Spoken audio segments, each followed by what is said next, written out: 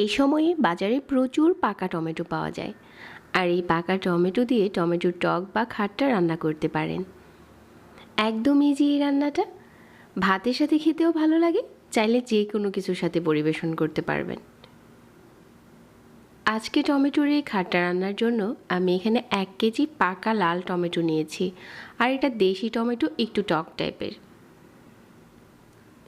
তারপরে এই টমেটোগুলোকে একটু ছোট সাইজ করে কেটে নেব,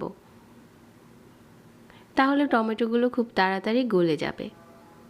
চাইলে আরও বড় বড় টুকরো করেও কাটতে পারেন, একটা টমেটোকে 4 টুকরো করেও এই খাট্টা রান্না করা যায়। সবগুলো টমেটো কেটে নিয়েছি। এখন রান্নার জন্য চুলায় প্যান বসিয়ে 1 টেবিল চামচ রান্নার তেল দিয়ে দিলাম।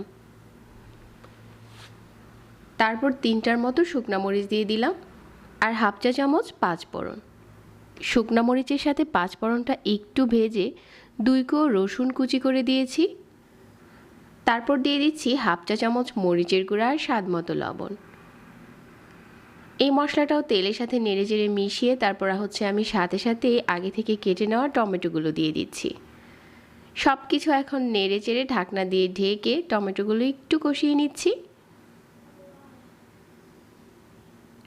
টমেটোটা যখন কষানো হয়ে গেছে, এখানে আমি পানি দিয়ে দিচ্ছি 1/2 কাপের মতো।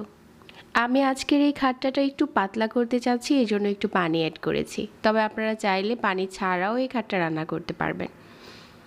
সব কিছু এখন নেড়েচেড়ে মিশিয়ে নিচ্ছি, আর টমেটোটা এখন গলতে শুরু করেছে। আরও একটু গলিয়ে নিচ্ছি এভাবে করে নেড়েচেড়ে। এখন এখানে দিয়ে দিচ্ছি 1/2 চা চামচ রাঁধুনি। এটা কিন্তু অনেক অঞ্চলে খাডার হস নামেও পরিচিত। খাট্টাতে এটা অবশ্যই দিতে চেষ্টা করবেন, তাহলে টেস্ট ভালো আসে।